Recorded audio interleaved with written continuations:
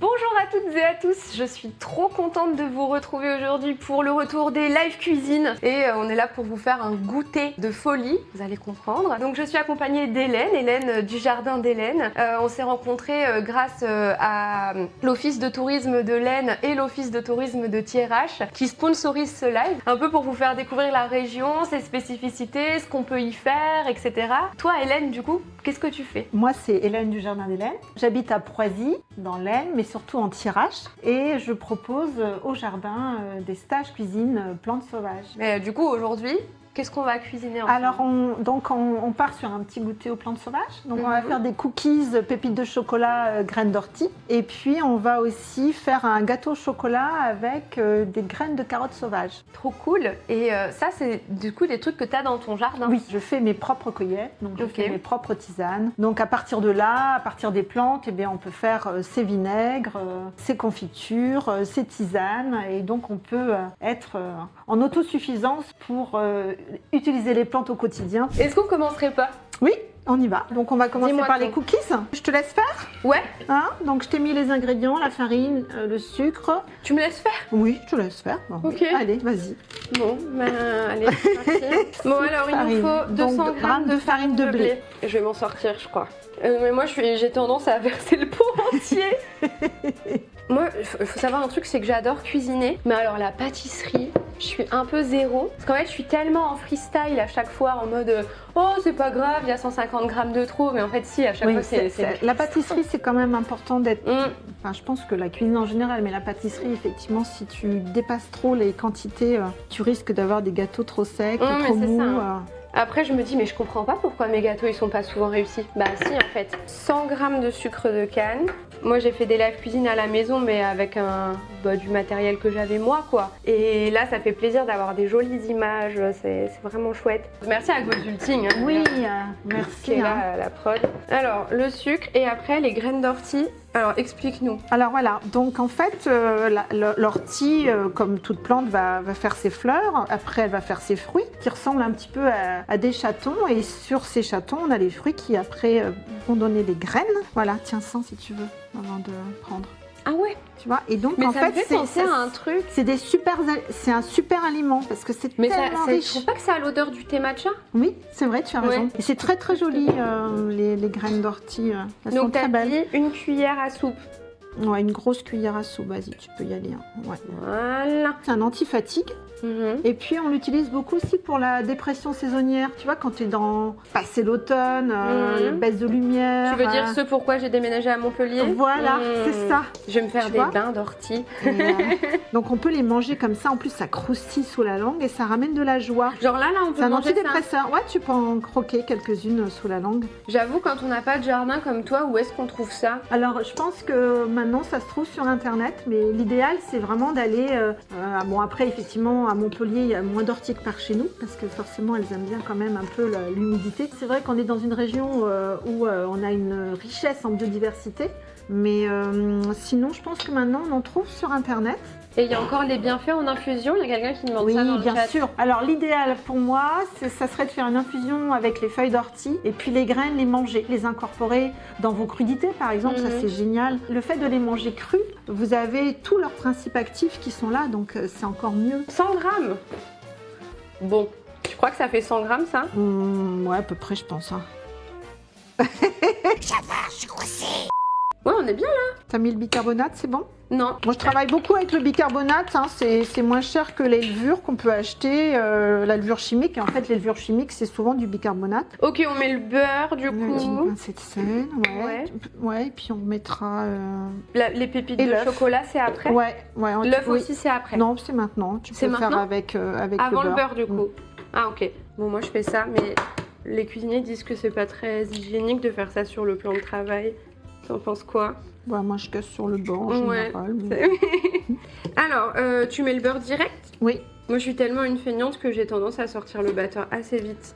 Ah oui, moi j'aime bien travailler à la main.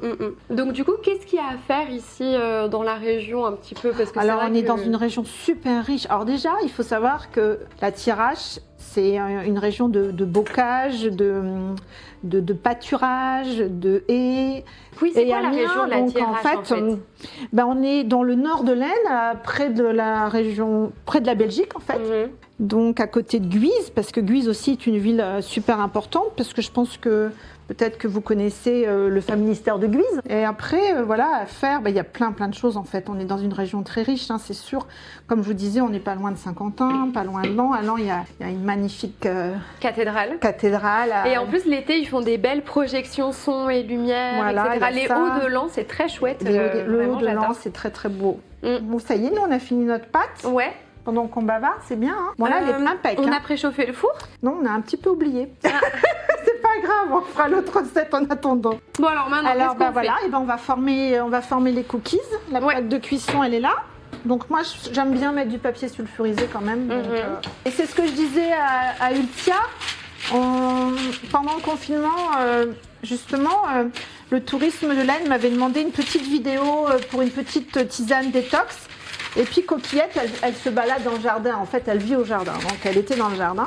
Et puis, au moment où je commence à préparer ma tisane, il y a Coquillette qui arrive, qui s'installe à côté de moi et puis qui commence à manger toutes les plantes qu'il y avait sur la table. Je lui ai presque arraché de la bouche pour pouvoir faire la tisane. Alors, on fait des petites boules. Voilà. Et puis... Ah, on a oublié les pépites de chocolat. Mais oui, c'est pas trop tard.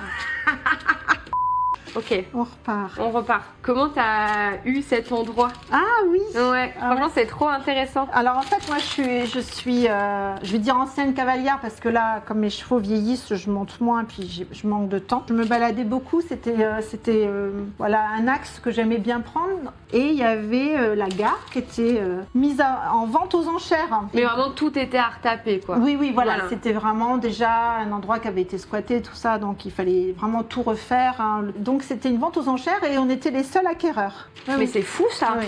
Parce que c'est quand même du boulot en vrai. Oui, par contre on a fait 2 ans de travaux pour pouvoir habiter. Et les gens fournent et puis après on met un minuteur pour pas les oublier. 15 minutes en surveillant. Oui, c'est ça. Tout dépend comment fonctionnent vos fours. En général, c'est 180 pendant 15 minutes, mais il faut toujours vérifier parce que si vous loupez à 2 minutes près, vous allez avoir des cookies un peu calcinés. Bon, et tiens, on commence notre recette du coup. Gâteau choco poire graines de carotte. Et cette fois-ci avec de la farine de riz. Pourquoi? Bon, déjà, tu sais, comme Louison avait des problèmes de santé, on était sans gluten déjà. Donc j'ai beaucoup travaillé avec les farines sans gluten. Et en fait, dans mes stages cuisine plantes sauvages, j'ai de plus en plus de personnes qui sont allergiques, soit au gluten, soit au laitage, etc.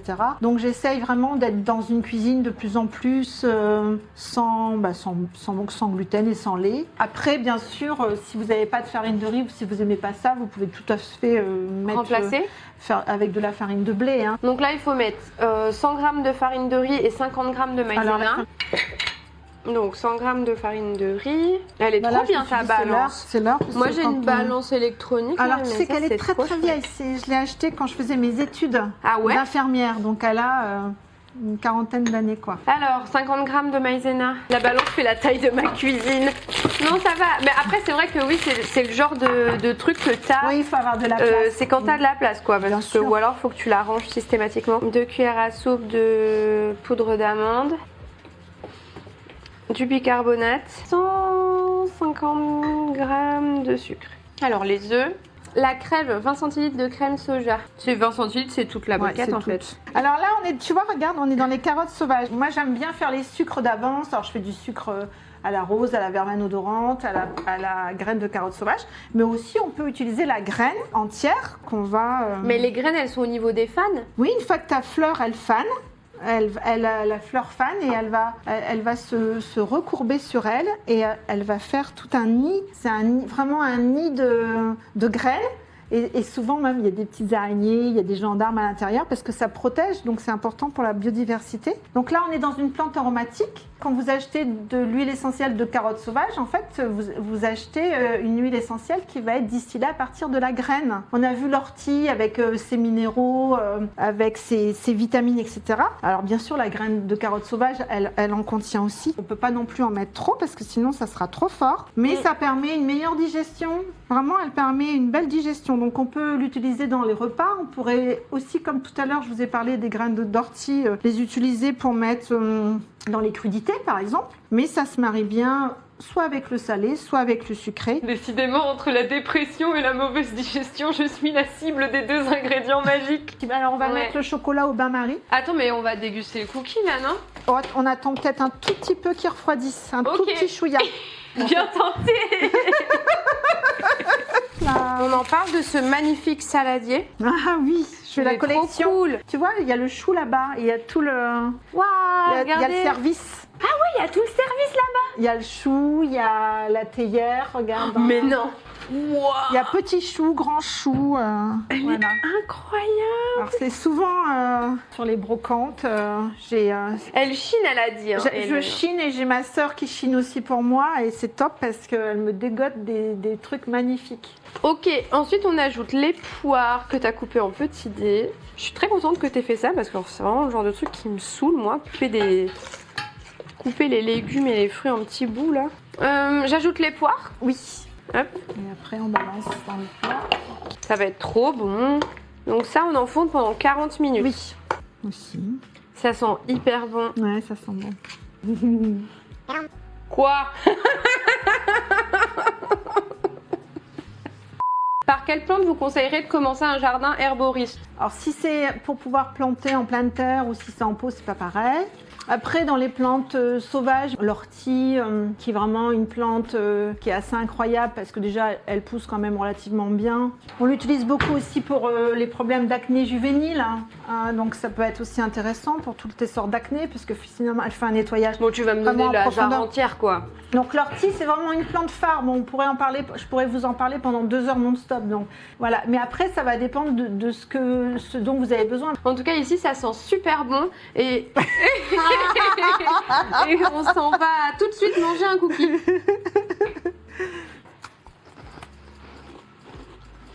Un minuteur, c'est bon. Mais attends, c'est fou comme on sent l'ortie. Beaucoup plus que ce que je pensais. On peut commencer par le kombucha et on termine par la tisane? Ouais. Parfait. Donc je vais aller vous le chercher, il ne faut pas que ça vous fasse fuir parce qu'effectivement... Avec Lise, on a été un peu impressionnés. L'aspect, c'est impressionnant, surtout que j'en ai beaucoup. On dirait des gros aliens. Ouais, c'est ça, c'est un peu bizarre. Mais il faut que tu nous expliques, oui, c'est de la fermentation, c'est ça? Alors voilà, donc le kombucha, c'est une boisson médicinale qui va avoir une très très belle action sur les intestins, le foie. Donc ça nettoie les intestins, le foie. Ce sont des probiotiques, donc ça permet en fait de restimuler notre digestion parce que parfois on manque d'enzymes, donc on digère mal. Et c'est une boisson que j'aime beaucoup parce qu'en fait c'est une boisson qui reste stable. Parce qu'avant j'achetais des jus de fruits aux enfants qui pourrissaient dans le frigo parce qu'on les oubliait. Là au moins si vous oubliez votre bouteille de kombucha dans le frigo, en fait elle est toujours bonne. Donc là c'est quand il est filtré.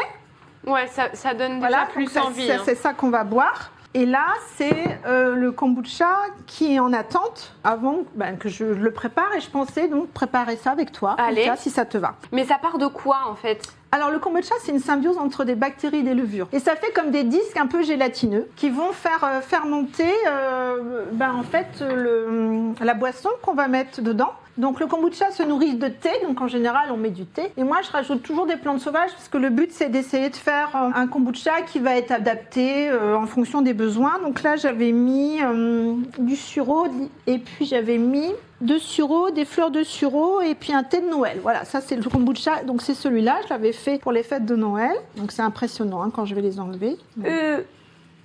J'avoue, on dirait des tentacules de flagelleur mental. Alors, ce qui est important, c'est qu'on ne peut pas travailler le métal quand on fait du kombucha, parce que le métal, ça fait mourir les mers. Ça développe des pattes, ça va marcher sur le plan de travail, Hélène. Hélène, il faut que tu viennes, je crois. Alors, on me demande quelle odeur ça a. J'ose même pas. C'est une odeur de vinaigre, en fait. Ouais, c'est ça. Voilà. Ils demandent leur indépendance. Ah mais là, tout à l'heure, là, ils payent leur impôt.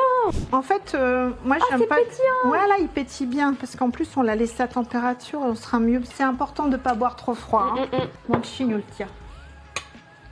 Ah, la tienne. C'est super bon. En fait, on dirait de l'eau pétillante aromatisée, quoi. C'est super bon.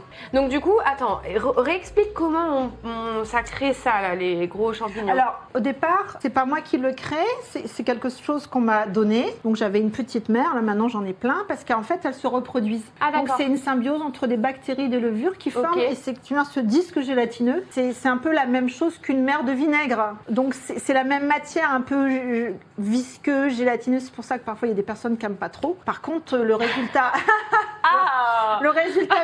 Non, mais vous allez les vexer après. Vous allez les vexer, je vous assure. Ça va pas, ça va pas du tout. Elles vont entendre. Les mères de kombucha qui entendent tout, elles sont en train de... Oh, non mais attends, mais tu t'es vue, toi? Franchement, vous êtes magnifique, vous rendez cette boisson incroyable.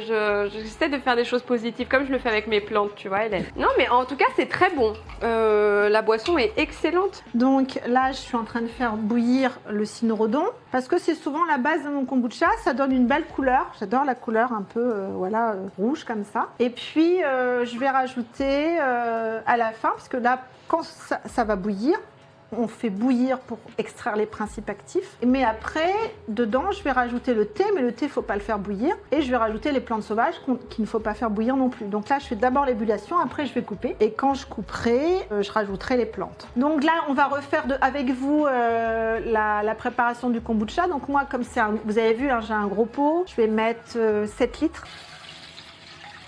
Donc toujours de l'eau filtrée. On ne met jamais de l'eau du robinet, en fait. Hein. Donc, voilà. tu as mis de l'eau là-dedans. J'ai mis de l'eau, là, ça bout, ça va permettre d'extraire les principes actifs. Ensuite, on va rajouter un thé. Donc là, j'ai choisi un thé un peu aromatisé, que j'aime beaucoup, Ouais. qu'on appelle le thé des dragons. Voilà, ça sent trop bon. Attends. Ouais, il est super, ce thé-là. Et puis, je vais rajouter, qu'est-ce que je vais mettre? On va rajouter des fleurs de sureau, par exemple. Quand ça bout, tu vois, regarde, je coupe. Et là, je vais mettre le thé, mais pas tout, mais tu as raison. Voilà.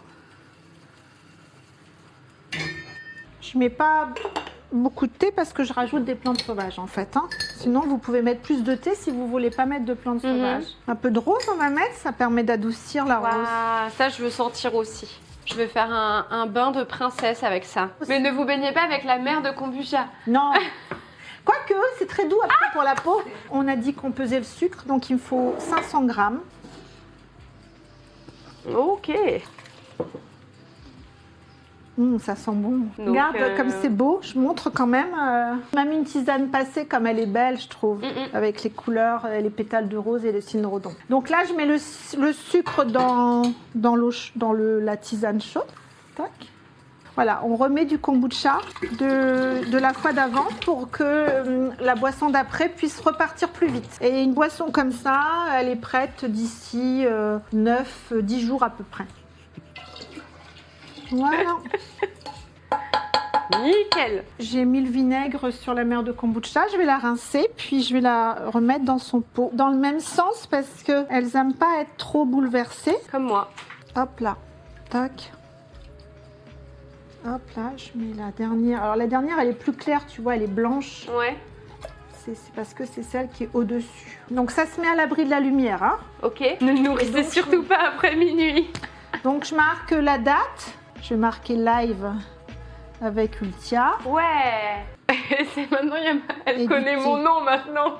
Il est marqué vert. sur la jarre à tout Voilà. jamais. Et le gâteau, comment il se porte? Oui, on arrive au bout des 40 minutes. Hein. Oh là là, ça passe. Hein. Alors, du coup, Ultia, oui. je te propose d'enchaîner sur une petite tisane qu'on va déguster avec nos desserts. Et d'ailleurs, peut-être que Victor et Clémentine, ils veulent un petit cookies. Et une tisane. Une tisane. Ok, ça marche. Et puis 100 balles et un Mars, et puis quoi encore? Alors, donc, 2 tisanes possibles, voilà, que j'avais envie de vous proposer aujourd'hui. Une qui s'intitule Douceur de vivre. Et l'autre tisane que je peux proposer, c'est ce que j'ai appelé la tisane rouge-gorge. C'est un petit peu une base de ce que je t'ai fait ce matin.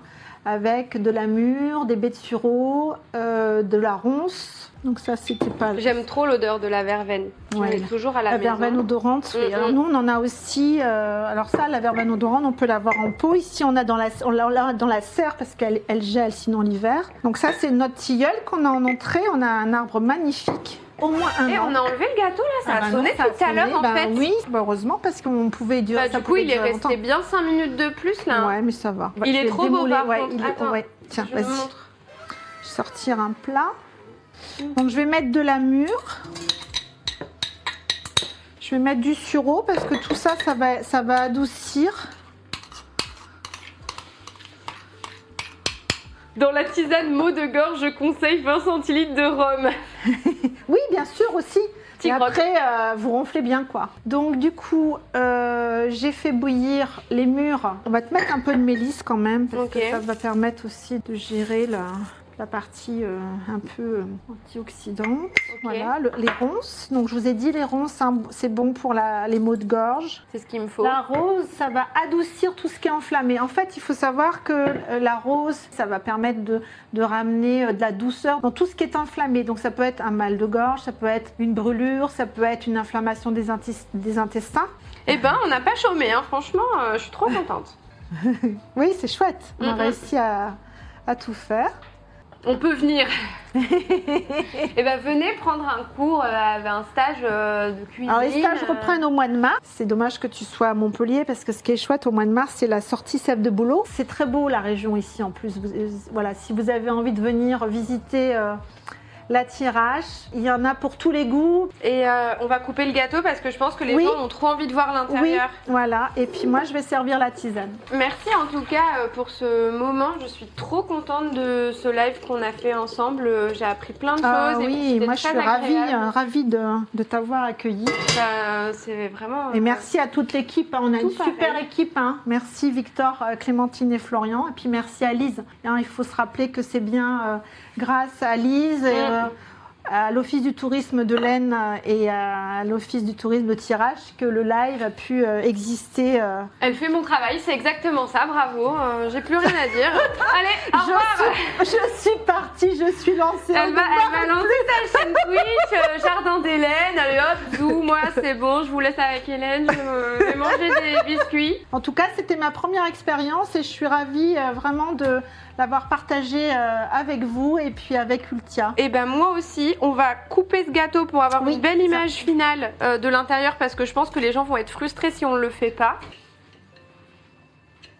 Waouh! Wow. C'est beau. Beau, c'est... Je vais le dégommer, je suis trop contente. Ouais, c'est beau. Bon, je l'ai touché, c'est le mien. Bon, un bisou à la mère Kombucha aussi qui est derrière nous. Merci beaucoup Hélène pour ce moment partagé. Merci à Lise du coup qui a chapeauté tout l'événement et qui a organisé ça avec Ascali, Clara. Donc merci à vous toutes les deux. Merci beaucoup à l'Office de tourisme de Thiérache et l'Office de tourisme de l'Aisne pour avoir rendu possible ce live avec Hélène. Merci beaucoup à Gozulting pour la régie, c'était incroyable. Et merci à vive la Hélène. Thiérache, c'est un très joli lieu la Thiérache. Voilà, donc n'hésitez pas à venir nous voir en Thiérache du coup et à venir peut-être voir Hélène dans les jardins d'Hélène. Avec plaisir. Voilà, qui se fera un plaisir de vous recevoir. Nous on va juste se régaler parce qu'on a de quoi faire. Et puis voilà. Bye. Au revoir. Bye.